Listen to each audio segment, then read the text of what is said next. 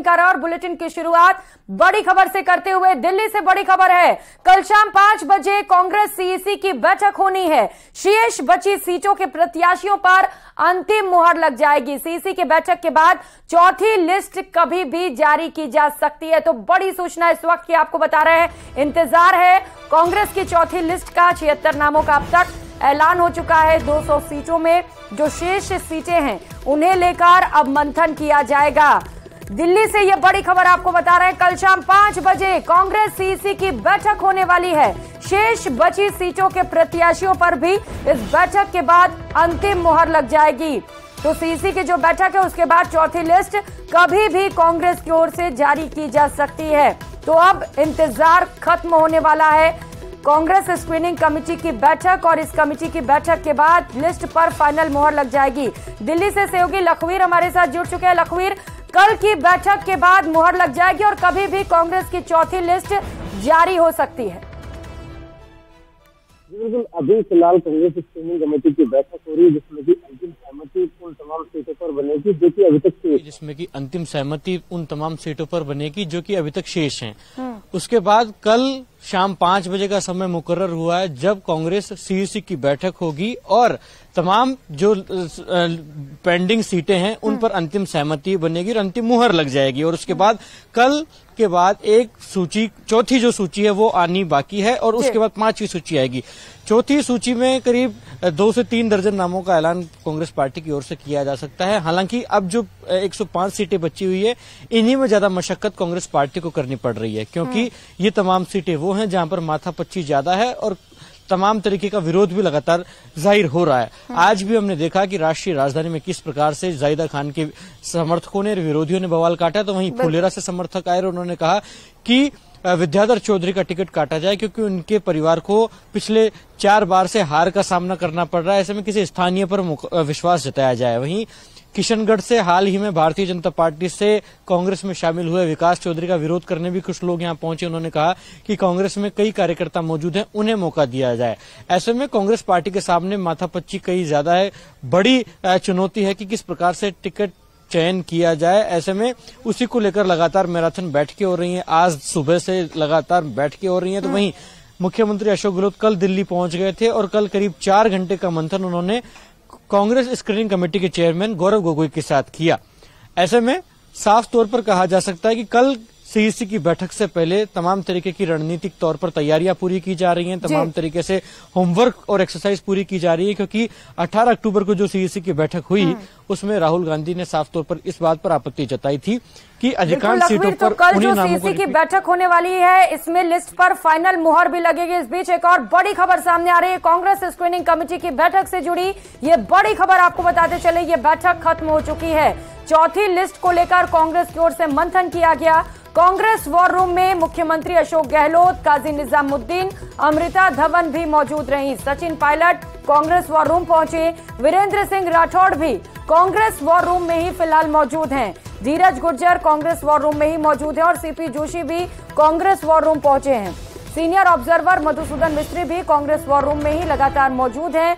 तो चौथी लिस्ट को लेकर चर्चा लगातार जारी है। लखवीर हमारे साथ लगातार जुड़े हुए हैं। लखवीर, आज की बैठक खत्म हो गई है, कुछ नाम ऐसे सामने निकल पाए हैं क्या जिन पर मुहर लग चुकी हो इस बैठक में? कुछ को निकला है जी, मैं आपको करेक्ट करना चाहूंगा प्रियंका। पिछले 2 घंटे से ये बैठक फिलहाल जारी है। फिलहाल बैठक खत्म नहीं हुई है। तमाम जो लोग हैं वो इस बैठक में जो शामिल होने आए थे, तमाम लोग इस बैठक में मौजूद हैं। इस बैठक में सीनियर ऑब्जर्वर मधुसूदन मिस्त्री, मुख्यमंत्री अशोक गहलोत, पीसीसी चीफ गोविंद डोटासरा, प्रभारी सुखजिंदर सिंह रंधावा, स्क्रीनिंग कमेटी के दोनों सदस्य गणेश गोंदियाल, अभिषेक दत्त इस बैठक में मौजूद हैं। तो वहीं तीनों सह प्रभारी वीरेंद्र सिंह राठौड़, काजी निजामुद्दीन और अमृता धवन, ये तमाम नेता पिछले 2 घंटे से 15 जीआरजी जो कि कांग्रेस का वॉर रूम है वहां पर बैठे हुए हैं। लगातार मंथन किया जा रहा है, उन तमाम नामों को फाइनल किया जा रहा है जिन पर कि अब आगे आने वाले दिनों में घोषणा होनी है, क्योंकि करीब 95 सीटों पर कांग्रेस पार्टी ने अपने प्रत्याशियों का ऐलान कर दिया है, लेकिन 105 सीटें अभी भी पेंडिंग हैं। ऐसे में उन 105 सीटों पर किन प्रत्याशियों को चुनावी मैदान में उतारा जाए, इसको लेकर लगातार मंथन आज किया जा रहा है, क्योंकि कल सीईसी की बैठक शाम 5 बजे कांग्रेस मुख्यालय में होगी। ऐसे में होमवर्क में किसी प्रकार की कोई कमी ना रहे, इसलिए लगातार मंथन किया जा रहा है और कभी अभी और लंबी ये बैठक चलेगी। ऐसे में महत्वपूर्ण बात यह है कि कल सीईसी की बैठक में क्या सिंगल पैनल नाम ही तमाम सीटों पर रखे जाएंगे, क्या इस पर सभी की निगाहें हैं, क्योंकि 18 अक्टूबर को जो बैठक हुई इस सीईसी की, उसमें राहुल गांधी ने इस बात पर आपत्ति जताई थी कि फिलहाल किसी जो नाम आए हैं वो तो अधिकांश नाम वही हैं जो कि 2018 में टिकट दी गई थी। ऐसे में एक्सरसाइज क्या हुई, होमवर्क क्या हुआ और सिंगल पैनल नाम आ गए तो डिस्कशन बिल्कुल लखवीर, यही वजह है कि इन तमाम बातों को लेकर चिंतन और मंथन का दौर भी लगातार जारी है। जैसा कि आप बता रहे हैं कि अभी स्क्रीनिंग कमेटी की बैठक भी जारी है जहां पर मंथन किया जा रहा है और कल जो सीईसी की बैठक होगी उसमें फाइनल मोहर लग जाएगी। बहुत शुक्रिया आपका लखवीर, बैठक पर नजर बनाए रखिएगा। खबरों में आगे बढ़ेंगे। बीजेपी प्रदेश अध्यक्ष सीपी जोशी ने न्यूज 18 राजस्थान से खास बातचीत करते हुए कहा कि बीजेपी की तीसरी लिस्ट भी जल्द ही आएगी। टिकटों के बाद हो रहे विरोध को लेकर जोशी ने कहा कि आक्रोश स्वाभाविक है, लेकिन सभी पार्टी को अपनी मां मानते हैं। जोशी से बात की हमारे संवाददाता सौरभ गृहस्थी ने। कल से राजस्थान में नामांकन शुरू होने वाला है और इस वक्त बीजेपी के प्रदेश अध्यक्ष हमारे साथ मौजूद है। सर, किस प्रकार की तैयारी है और तीसरी लिस्ट अब तक नहीं आई है? 2 लिस्टें आ गई, तीसरी भी शीघ्र आएगी। क्या कारण माना जाए? जिस प्रकार का विरोध हो रहा है इसके चलते देरी की जा रही है? क्या ये पहला चुनाव है? स्वाभाविक है, हर चुनाव में छोटी मोटा कार्यकर्ताओं में चूंकि सब समान रूप से लंबे समय से पार्टी के लिए काम करते हैं तो स्वाभाविक है आक्रोश, लेकिन सब लोग एक विचार को लेकर पार्टी को अपनी मां मानते हैं, इस विचार के लिए काम करते हैं, नेशन फर्स्ट को लेकर काम करते हैं, तो सब कार्यकर्ता पार्टी के साथ लगेंगे क्योंकि आज सीपी जोशी यहाँ अध्यक्ष के रूप में खड़ा है। लोग दबाव बनाने की कोशिश कर रहे हैं। जयपुर में राजपाल सिंह शेखावत कर रहे हैं, अशोक लाहौटी का प्रदर्शन लगातार हो रहा है, चंद्रमा नाकिया लगातार। इनको पार्टी सेट अब तक क्यों नहीं कर पाई है? देखिए, पार्टी के लगातार ये लोग संपर्क में है, पार्टी के नेता भी इनके संपर्क में है। निश्चित रूप से सब लोग पार्टी के लिए काम करेंगे। एक पार्टी के अंदर खाने ये नाराजगी है कि जो बागी हैं, जो पिछला चुनाव आपके खिलाफ लड़े, उनको और कांग्रेस से आए नेताओं को टिकट दिया जा रहा है, तो ये पार्टी इसके लेकर अंदर से सहमत है? हाँ, विचार को लेकर जो भारतीय जनता पार्टी और नेशन फर्स्ट के विचार को लेकर जो आता है, निश्चित रूप से पार्टी उस पर सब पे विचार करती है। और आप ये देखिए कि अब तक ये क्यों आ रहे हैं छूट के लोग, क्योंकि इनको विश्वास नहीं है कांग्रेस पार्टी के ऊपर। इनको विश्वास नहीं है कि इनको ये मन में था कि ये किसानों के साथ इन्होंने जस्टिस नहीं किया, युवाओं के साथ धोखा दिया, इसलिए इस पीड़ा महिलाओं की सुरक्षा नहीं कर पाए। ये मन में टीस थी, मन में पीड़ा थी और इनको विश्वास है भारतीय जनता पार्टी के ऊपर। बहुत बहुत धन्यवाद। तो ये सीपी जोशी जी जिनका साफ तौर पर कहना था कि जो नाराज है उन्हें मना लिया जाएगा। कैमरा पर्सन मान सिंह के साथ सौरभ गृहस्थी, न्यूज 18 राजस्थान, जयपुर। तो प्रदेश में सियासी बवाल के बीच सोमवार से नामांकन का दौर शुरू होने वाला है। ऐसे में बीजेपी और कांग्रेस के दिग्गज कब नामांकन करेंगे, ग्राफिक्स के जरिए आपको समझाते हैं। राजस्थान में दिग्गजों का नामांकन शुरू हो रहा है। 31 अक्टूबर को सचिन पायलट नामांकन करेंगे। ग्राफिक्स के जरिए आपको बता रहे हैं कि कौन कौन से दिग्गज कब कब नामांकन दाखिल करने पहुंचेंगे। 2 नवंबर को सतीश पूनिया अपना नामांकन दाखिल करेंगे, तो वहीं वसुंधरा राजे 4 नवंबर को नामांकन दाखिल करेंगी, तो वहीं 3 नवंबर को राजेंद्र राठौड़ नामांकन दाखिल करने पहुंचेंगे। हालांकि आपको बताते चलें कि सभी पार्टियों की ओर से अभी तमाम जो दिग्गज चुनावी मैदान में उतरेंगे उन सभी नामों का ऐलान नहीं किया गया है। जहां कांग्रेस की ओर से चौथी लिस्ट का इंतजार किया जा रहा है, तो वहीं बीजेपी की तीसरी लिस्ट का भी बेसब्री से इंतजार हो रहा है। अब देखना है कि चुनावी मैदान में कौन कौन से दिग्गजों को पार्टी उतारती है और किसे जीत मिलती है। 25 तारीख को वोटिंग है और इससे पहले सभी को नामांकन करने हैं, तो यही वजह है कि अब जल्द से जल्द नामांकन की प्रक्रिया भी शुरू की जा रही है और वो दिग्गजों के नाम भी लगातार आपको बता रहे हैं जो अब नामांकन दाखिल करने पहुंचने वाले हैं। तो सोमवार से नामांकन प्रक्रिया की शुरुआत हो रही है और लगातार अब एक एक कर दिग्गज पहुंचेंगे और नामांकन दाखिल करेंगे।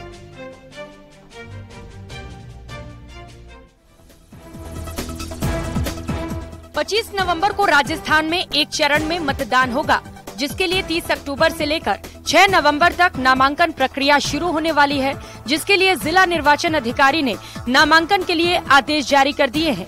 आइए अब आपको ग्राफिक्स के जरिए बताते हैं कि कौन दिग्गज कब नामांकन करने जा रहा है।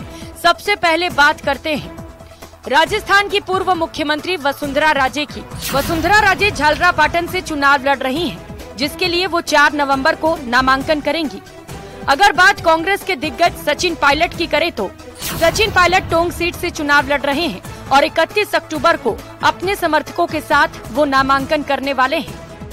नोखा विधानसभा सीट से कांग्रेस प्रत्याशी सुशीला डूडी 2 नवंबर को नामांकन भरेंगी। ये पहली बार चुनाव लड़ रही हैं।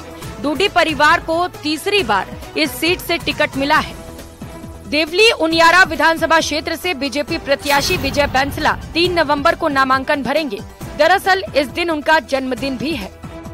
ऐसा माना जा रहा है कि अपने जन्मदिन को खास बनाने के लिए उन्होंने 3 नवंबर की तारीख को चुना है। विजय बैंसला टोंक सीट से बीजेपी के प्रत्याशी हैं, जहां उनका मुकाबला कांग्रेस के दिग्गज सचिन पायलट से होगा। 3 तारीख को नामांकन होगा और 3 तारीख को मेरा जन्मदिन है, तो आप भी आइएगा। बात सतीश पूनिया की करें तो आमेर सीट से बीजेपी प्रत्याशी सतीश पूनिया 2 नवंबर को नामांकन पर्चा भरेंगे। इसी तरीके से तारानगर से बीजेपी उम्मीदवार और नेता प्रतिपक्ष राजेंद्र राठौड़ 3 नवंबर को नामांकन पर्चा दाखिल करेंगे। इसके अलावा 3 नवंबर को ही बीजेपी प्रत्याशी बिहारी लाल बिश्नोई नोखा विधानसभा सीट से सुबह 11 बजे नामांकन दाखिल करेंगे। राजस्थान विधानसभा चुनाव का अब सबसे महत्वपूर्ण पड़ाव होगा उम्मीदवारों के आवेदन का। राजस्थान के अंदर चुनाव आयोग की ओर से 30 अक्टूबर से लेकर के 6 नवंबर तक का वक्त दिया गया है। राजधानी जयपुर में जिला निर्वाचन आयोग की ओर से कमरा नंबर 20 के अंदर बाकायदा 30 अक्टूबर से आवेदन की प्रक्रिया शुरू हो जाएगी, जिसमें शहरी इलाके में 8 अलग अलग विधानसभाओं के लिए आवेदन किए जाएंगे। राजधानी में कई इलाकों में मुकाबले बहुत रोचक होने वाले हैं। ऐसे में उम्मीदवारों का वहां पहुंच कर के नामांकन पत्र भरना भी अपने आप में महत्वपूर्ण घटना होगी। कैमरा पर्सन दिलीप चेची के साथ में अरबाज अहमद, न्यूज़ 18 के लिए जयपुर से। तो वही श्रीगंगानगर की सूरतगढ़ विधानसभा सीट पर कांग्रेस के द्वारा हनुमान मिल का टिकट कटे जाने पर नाराज समर्थकों का विरोध प्रदर्शन दौर लगातार जारी है। हनुमान मिल के समर्थकों ने आज सूरतगढ़ के पालीवाला बस स्टैंड पर टायर जलाकर विरोध प्रदर्शन किया। डूंगर राम गदर को प्रत्याशी बनाए जाने का विरोध किया गया। हनुमान मिल के समर्थकों ने प्रदर्शन कर रहे कार्यकर्ताओं से कहा कि डूंगर राम गदर की टिकट वापस लेकर हनुमान मिल को दी जाए। अगर ऐसा नहीं किया गया तो चुनाव में कांग्रेस को इसका नुकसान झेलना पड़ेगा। हनुमान मिल जिंदाबाद, हनुमान मिल जिंदाबाद, हनुमान। मिलों की अगर बात करें अपने पूरे गंगानगर जिले के अंदर एक भी जाट को टिकट ना देना बहुत मोटा विरोध है। और जाट समाज का जो कल अधिवेशन हुआ है, हर जिले के जाट अध्यक्ष जयपुर में पहुंचे हैं। अगर ये टिकट रिवर्स नहीं होती है तो पूरा जाट समाज राजस्थान में कांग्रेस का विरोध करेगा। और राजस्थान में सरकार किसकी बनेगी, इस सवाल का जवाब 3 दिसंबर को मिलेगा। लेकिन सियासतदान एड़ी चोटी का जोर लगा रहे हैं कि प्रदेश की जनता को अपने पाले में लाया जाए। ये खबर भी आपको दिखाएंगे, लेकिन उससे पहले यहां रुकेंगे एक छोटे से ब्रेक के लिए, लौटेंगे फौरन। बहुत बहुत स्वागत है। रुक करेंगे इस बीच मिल रही बड़ी खबर का। जयपुर से बड़ी खबर है, आईएसआई के लिए जासूसी करने वाला गिरफ्तार हुआ है। सीआईडी इंटेलिजेंस ने बीकानेर के खाजूवाला से ये गिरफ्तारी की है। 2 साल से पाक महिला हैंडलर्स के संपर्क में ये जासूस था।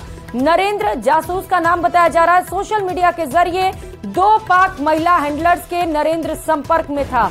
हनी ट्रैप में फंसाकर नरेंद्र से सामरिक महत्व की जानकारियां मांगी गईं। पाक हैंडलर पूनम बाजवा ने खुद को भटिंडा का रहने वाला बताया है, जबकि पूनम बाजवा ने खुद को बीएसएफ में डेटा एंट्री ऑपरेटर के तौर पर बताया। पहले दोस्ती की, फिर शादी करने के बहाने हनी ट्रैप में फंसा लिया। एक्सक्लूसिव तस्वीरें आपको इस वक्त दिखा रहे हैं न्यूज़ 18 राजस्थान पर। पाक हैंडलर पूनम बाजवा ने खुद को ये तस्वीरें देखिए जरा। पूनम बाजवा ने खुद को बीएसएफ की ओर से बताया था और इसके बाद से लगातार इस युवक के संपर्क में थी दोनों लड़कियां और लगातार उनसे जानकारियां इकट्ठा की जा रही थी। सोशल मीडिया के जरिए इन महिला हैंडलर्स के संपर्क में ये युवक था। हनी ट्रैप में फंसाकर नरेंद्र से सामरिक महत्व की जानकारियां मांगी जा रही थी। तो एक और बड़ी कार्रवाई की गई है। जयपुर से ये खबर आपको बता रहे हैं, जहां पर सीआईडी इंटेलिजेंस को ये सफलता हाथ लगी है। बीकानेर के खाजूवाला में ये शख्स पकड़ा गया है जो लगातार 2 साल से पाक महिला हैंडलर्स के संपर्क में था। सहयोगी विष्णु हमारे साथ जुड़ चुके हैं। विष्णु साहब, 2 साल से पाक महिला हैंडलर्स के संपर्क में था ये युवक, कई डेटा लीक हुए होंगे, किस तरीके से अब जांच आगे की जा रही है? देखिए, मैं आपको बताऊंगा कि महज 22 साल का नरेंद्र कुमार बीकानेर में खाजूवाला का रहने वाला है और यही करीब 2 साल पहले उसकी मुलाकात फेसबुक के जरिए पाक महिला हैंडलर से हुई थी, जिसने खुद का नाम पूनम बाजवा बताया। साथ में बताया कि वो वहीं पर बीएसएफ में ही डाटा एंट्री ऑपरेटर है और भटिंडा में ही पदस्थापित है।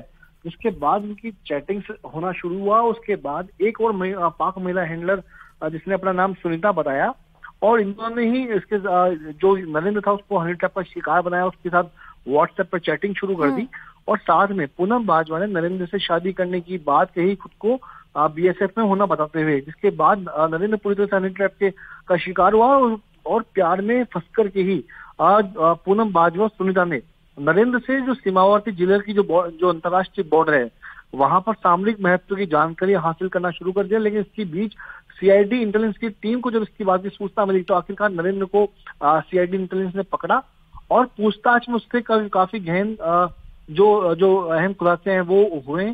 साथ में जयपुर लाकर के उससे और पूछताछ की जाएगी। जी, अभी पूछताछ की जाएगी विष्णु, क्योंकि ये जो 2 लड़कियां, ऐसा लग रहा है कि एक बड़ा रैकेट है इसके पीछे, तो माना जाए कि पूछताछ के बाद इस रैकेट का भी खुलासा हो सकता है।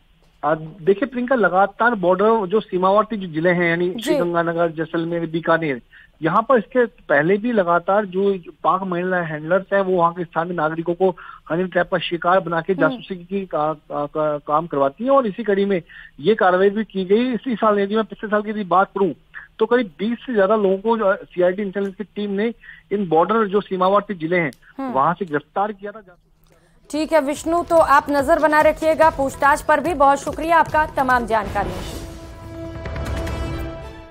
और अगली खबर का रुख करेंगे। राजस्थान में सरकार किसकी बनेगी, सवाल का जवाब 3 दिसंबर को मिलेगा। लेकिन सियासतदान एडी चोटी का जोर लगा रहे हैं कि प्रदेश की जनता को अपने पाले में कैसे लाया जा सके।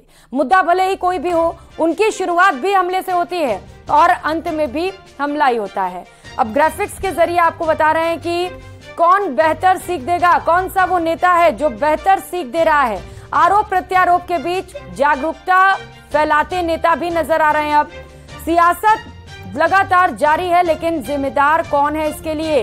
प्रेस कॉन्फ्रेंस कर अब कई नेता आईना भी दिखा रहे हैं एक दूसरे पर। लगातार आरोप और प्रत्यारोप का दौर जारी है, एक दूसरे पर आरोप लगाए जा रहे हैं। 5 साल के कार्यकाल में खामियां लगातार बीजेपी की ओर से निकाले जा रहे हैं। लगातार कई मुद्दों को लेकर बीजेपी अब कांग्रेस को घेरने की तैयारी में भी है। लगातार कई मुद्दे ऐसे बीजेपी के पास है जिन्हें लेकर बीजेपी चुनावी मैदान में उतर रही है। फिर चाहे बात करें पेपर लीक की, जिसके जरिए बीजेपी युवा वोट को साधने की कोशिश कर रही है। महिला सुरक्षा की बात करें, जिसे लेकर बीजेपी महिलाओं के वोट को साधने की कोशिश कर रही है, या फिर किसान कर्ज माफी, जिसे लेकर किसानों को साधने की भी खास कोशिश बीजेपी की ओर से की जा रही है। शासन, सुरक्षा और विकास, इस एजेंडे के साथ हम यहाँ पर तीनों सीट जीतेंगे। क्या किया स्पेशल और क्या करेंगे, कोई योजना और प्लान उन्होंने नहीं। इस तरह से कांग्रेस पार्टी ने अपने कर्म किए हैं, राजस्थान की मर्यादाओं को दार-दार कर दिया। राजस्थान की सियासत में इन दिनों बस यही ट्रेंड कर रहा है। नेता मीडिया के सामने आ रहे हैं, जनता को जागरूक कर रहे हैं, किसे चुनना है किसे नहीं इसकी सीख दे रहे हैं। वार पलटवार के इस सिलसिले में बीजेपी और कांग्रेस सबसे आगे नजर आ रही है। जहां बीजेपी कांग्रेस के शासनकाल की कलई खोलती है, तो कांग्रेस बीजेपी के हमलों को झूठ का पुलंदा साबित करने की कोशिश करती है। इस तरह से कांग्रेस पार्टी ने अपने कर्म किए हैं, न नारी की सुरक्षा कर पाए, न युवाओं के साथ न्याय कर पाए, न किसानों के साथ वादा निभा पाए और तुष्टीकरण की पराकाष्ठा कर दी, राजस्थान की मर्यादाओं को दार-दार कर दिया। इसीलिए लोग देखते हैं कि इनकी अब गारंटी, जिससे जनता की गारंटी, जनता के मुद्दों के ऊपर ठीक काम नहीं किया, लोगों ने उनकी गारंटी समाप्त कर दी। लोगों को विश्वास है मोदी जी पर, भारतीय जनता पार्टी। मुंह में गालियां भरकर गालियां देते हैं कांग्रेस के नेताओं को। पूरा राजस्थान जानना चाहता है बीजेपी के लोगों, सिर्फ कांग्रेस के नेताओं के ऊपर बयान देते हो, कांग्रेस को गालियां देते हो, कांग्रेस के लिए गलत शब्दों का प्रयोग करते हो, कांग्रेस के नेताओं पर आरोप लगाते हो। खुद का एक काम तो बताओ कि महंगाई, गरीबी, बेरोजगारी के लिए जिम्मेदार बीजेपी है, पेट्रोल डीजल की महंगाई के लिए जिम्मेदार बीजेपी है, पूरे देश में डॉलर के मुकाबले जो रुपया पिटा उसके लिए जिम्मेदार बीजेपी है। प्रेस कॉन्फ्रेंस कर दोनों ही दल एक दूसरे को आईना दिखा रहे हैं। जनता को मैसेज देने की कोशिश की जा रही है कि उनसे बेहतर कोई और नहीं है। बीजेपी कांग्रेस के 5 साल के कार्यकाल में खामियां निकाल रही है, तो कांग्रेस बीजेपी के देश में फैली महंगाई के लिए जिम्मेदार ठहराती नजर आती है। बालोतरा पहुंचे सांसद संगम लाल गुप्ता यहाँ की तीनों विधानसभा जीतने का दावा कर रहे हैं। वो लगातार इस क्षेत्र में एक्टिव हैं। इनका आरोप है कि जनता कांग्रेस के कार्यकाल से ऊब गई है और इस बार बीजेपी की सरकार प्रदेश में आने वाली है। इनका तो पूरा इतिहास रहा है, आप इतिहास उनका उठाकर देख लीजिए कि कांग्रेस ने इस देश में 60 साल राज किया है। कोयले घोटाला से लेके 2G घोटाला से लेके घोटाले का बिल्कुल एक किताब लिखी जा सकती है कांग्रेस के लोग को लेकर। तो जिसका खुद का गिरेबान गंदा हो वो इस तरीके से बात नहीं कर सकता है। चुनावी चौपाल में छिटाकशी का दौर तब तक जारी रहेगा जब तक सत्ता की डोर किसी एक पार्टी के हाथ में नहीं आती है। अब बस देखना यह है कि नेताओं की जागरूकता का असर होता है और वो किसको सत्ता की बागडोर सौंपती है। Bureau report, news 18 Rajasthan.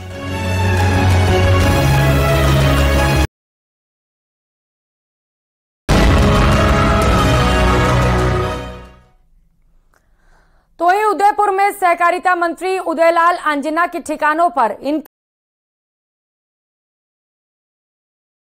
Anjana के तकरीबन 8 ठिकानों पर इनकम टैक्स विभाग ने छापे मारे। दरअसल शनिवार शाम आयकर विभाग की टीम मंत्री उदयलाल आंजना के न्यू फतेहपुरा में उनके कार्यालय पहुंची और छापेमार कार्रवाई की गई। आयकर की टीम ने इस दौरान एक लैपटॉप को अपने कब्जे में लिया था, जिसके बाद आज विभाग के अधिकारी एक बार फिर कार्यालय पहुंचे और छापेमार कार्रवाई को पूरा किया।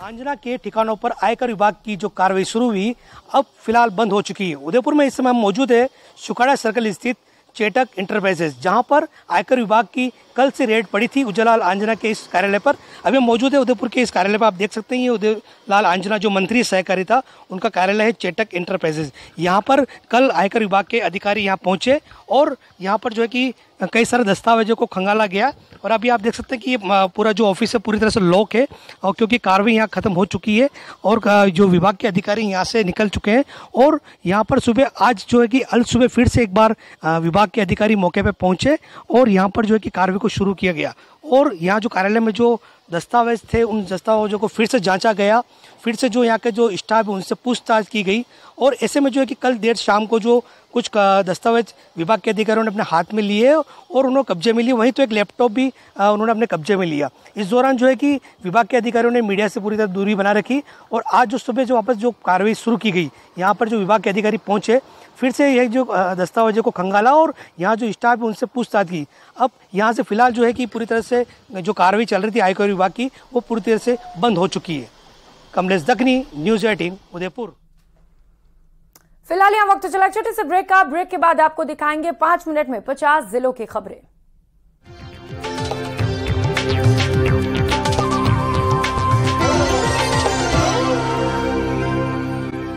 प्रत्याशी ओम प्रकाश हुड्डा के पैसे बैठने का वीडियो तेजी के साथ वायरल हो रहा है और वो लगातार विवादों में आ रहे हैं, जिसके बाद रिटर्निंग ऑफिसर नोटिस भेजकर उनसे जवाब भी मांगते नजर आए। लेकिन इस बीच वीडियो वायरल होते ही विपक्ष कांग्रेस पर हमलावर भी हो गया है। प्रचार के दौरान पैसे बांटने का वीडियो वायरल हुआ। लगातार वो वीडियो आपको हम न्यूज़ 18 राजस्थान पर भी दिखा रहे हैं और सवाल ये उठता है कि क्या सिर्फ चुनाव आयोग की जिम्मेदारी है कि चुनाव में धन बल का प्रयोग ना हो? पार्टियों की कोई जिम्मेदारी नहीं है। वीडियो वायरल होते ही अब लगातार नेताजी विवादों में भी आ गए हैं। कई तरीके के सवाल उठ रहे हैं अब नेताजी पर। रिटर्निंग ऑफिसर ने नोटिस भेजकर अब इस पूरे मामले पर जवाब मांगा है, जवाब पेश करने को कहा गया है। ईडी की कार्रवाई के बाद विधायक हुड्डा चर्चा में थे और एक बार फिर से वो चर्चाओं में आ गए हैं, क्योंकि एक और तो ईडी की कार्रवाई हुई विधायक ओम प्रकाश हुड्डा पर, फिर वो घर पहुंचते हुए रोते हुए भी नजर आए और इसके बाद अब जो उनका वीडियो वायरल हो रहा है वो कई तरीके के सवाल खड़े कर रहा है, क्योंकि वोट के बदले नोट पेश करते हुए विधायक की तस्वीरें कैद हुई हैं। अब बीजेपी निश्चित तौर पर इन तस्वीरों को लेकर हमलावर है, कांग्रेस बचाव में उतरी है, लेकिन सवाल उठ रहे हैं कि क्या पार्टियों को इन तरीके की चीजों पर समर्थन करना चाहिए, बचाव करना चाहिए या फिर इस पर एक्शन लेना चाहिए, क्योंकि लोकतंत्र के लिए इस तरीके की तस्वीरें शर्मसार होती हैं। निश्चित तौर पर चुनाव आयोग की ओर से ये कोशिशें होती हैं कि चुनाव में धन बल का प्रयोग ना हो, लेकिन जब भी चुनाव आते हैं तो इस तरीके की तस्वीरें आम हो जाती हैं। अब विधायक ओम प्रकाश हुड्डा की जो तस्वीरें वायरल हो रही हैं, जो वीडियो लगातार हम भी आपको दिखा रहे हैं, वहां पर महिलाओं को वोट के बदले नोट बांटते हुए नेता नजर आए हैं। अब एक बार फिर से विधायक ओम प्रकाश हुड्डा चर्चाओं में है और आम हो चले। एमएलए ओम प्रकाश हुड्डा के वायरल वीडियो पर एक्शन, रिटर्निंग ऑफिसर ने नोटिस भेजकर मांगा जवाब। प्रचार के दौरान पैसे बांटने का वीडियो वायरल होते ही विवाद में घिरे नेताजी। ओम प्रकाश हुड्डा लोगों को पैसे बांटते हुए वीडियो में रिकॉर्ड हुए हैं, लेकिन चुनाव आयोग को इस मामले में सख्त कार्रवाई करनी चाहिए। विधायक ओम प्रकाश हुड्डा की ये वही 3 वीडियो जिसमें वो पैसे बांटते और पैर छूते नजर आए। चुनावी मौसम में जीत के इरादे से भले ही वो ऐसा कर रहे हो, लेकिन नेताजी शायद भूल गए कि चुनाव की तारीखों के ऐलान के साथ ही प्रदेश में आचार संहिता भी लागू और ऐसा करना आचार संहिता के उल्लंघन के दायरे में आता है, जिसके बाद रिटर्निंग ऑफिसर ने नोटिस भेजकर जवाब मांगा। वहीं दूसरी तरफ बीजेपी भी हमलावर नजर आई। राजस्थान की जनता को 5 साल लूटने वाली कांग्रेस पार्टी और उसकी सरकार आज जब चुनाव में बुरी तरह हार रही है तो लोगों को पैसे के दम पर खरीदने की कोशिश कर रही है। कांग्रेस पार्टी के प्रत्याशी महुआ से ओम प्रकाश हुड्डा लोगों को पैसे बांटते हुए वीडियो में रिकॉर्ड हुए हैं। जो पैसा राजस्थान की जनता से लूटा, आज वोट लेने के लिए उसको बांटने की कोशिश कांग्रेस पार्टी के नेता आज कर रहे हैं। लेकिन चुनाव आयोग को इस मामले में सख्त कार्रवाई करनी चाहिए, प्रसंज्ञान लेना चाहिए कि ऐसे लोग जो कि पैसे से वोट खरीदने की कोशिश कर रहे हैं उनके खिलाफ सख्त से सख्त कार्रवाई हो। ईडी की कार्रवाई के बाद विधायक ओम प्रकाश हुड्डा पहले से ही चर्चा में थे, लेकिन इन 3 वीडियो के वायरल होते ही वो एक बार फिर सुर्खियां बटोर रहे हैं। वो वीडियो में साफ कहते हुए सुने जा सकते हैं कि उनके प्रचार का पहला दिन है और वो ऐसा आशीर्वाद लेने के लिए कर रहे हैं। हमारा प्रचार का पहला दिन है, हम महुआ से बाराड़ी में से जुड़ना जा रहे हैं और हमें क्या नाम दे दिया था, कृष्णा बैरवा जी की भरी जेब मिली है, उनका आशीर्वाद मिला है, 100% जीत होगी हमारी। चुनावी मौसम में कांग्रेस उम्मीदवार की पैसे देते वीडियो वायरल हुई तो सियासत होना लाजमी। ऐसे में जहां बीजेपी हमलावर है, वहीं कांग्रेस बचाव करती दिखी। पैसे के आधार पे सत्ता भारतीय जनता पार्टी बनाती है। हम संस्कृति का सम्मान करते हैं, हमारी बहन बेटियों का सम्मान करते हैं। परंपरा की आड़ में राजनीतिक हित साधने की कोशिश हुई, इससे इनकार नहीं किया जा सकता, लेकिन प्रदेश में आचार संहिता का सख्ती से पालन हो, उसके लिए चुनाव आयोग की टीम भी अलर्ट है। न्यूज़ 18 राजस्थान के लिए आशीष कुमार वर्मा की रिपोर्ट।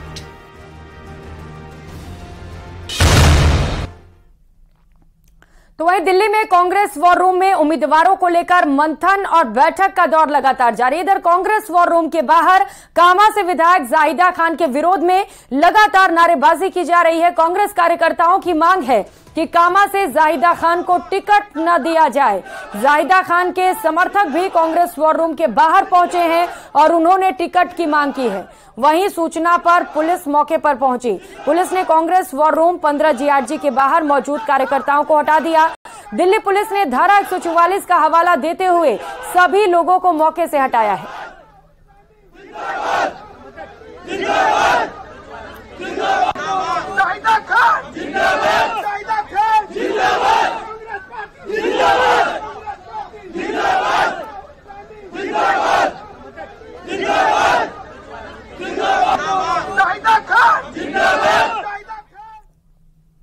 तो वहीं विधानसभा चुनाव में भाजपा प्रदेश सरकार की विफलताओं को गिनाने में लगी है, तो वहीं केंद्र सरकार की सफल योजनाओं का प्रचार प्रसार गांव-गांव करने में भी लगी है। इसी कड़ी में भाजपा हर विधानसभा क्षेत्र में रथ रवाना कर रही है। आज दौसा मुख्यालय से 5 रथों को रवाना किया गया। भाजपा जिलाध्यक्ष प्रभुदयाल शर्मा ने इन रथों को हरी झंडी दिखाकर रवाना किया। इस दौरान उन्होंने कहा कि ये रथ 5 विधानसभाओं के हर एक गांव में जाएंगे और केंद्र सरकार की उपलब्धियों को गिनाएंगे और जनता के सामने रखेंगे और साथ ही राज्य सरकार को विफलताओं को भी लोगों के सामने लाया जाएगा। तो ये रथें रवाना की गई हैं, अलग अलग क्षेत्रों में ये रथें जाएंगी, लोगों से बीजेपी के जो नेता हैं वो मुलाकात करेंगे और जो राज्य सरकार की नाकामियां हैं कांग्रेस सरकार की, उन्हें लोगों के सामने उजागर करने की कोशिश बीजेपी की ओर से की जाएगी।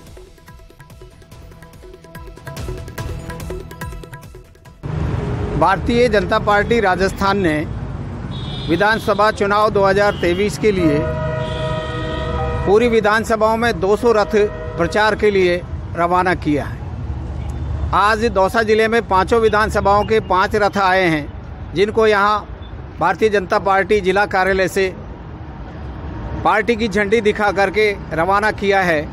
ये 5 रथ 5 विधानसभाओं में हर बूथ केंद्र पर जाकर के कांग्रेस शासन का जंगल राज, भ्रष्टाचार और भय से व्याप्त जो इनका शासन रहा है, इसके खिलाफ जाकर के प्रचार करेंगे और भारतीय जनता पार्टी के द्वारा सुशासन स्थापित करने के लिए प्रचार रथ जो निकले हैं, ये भारतीय जनता पार्टी का प्रचार करेंगे।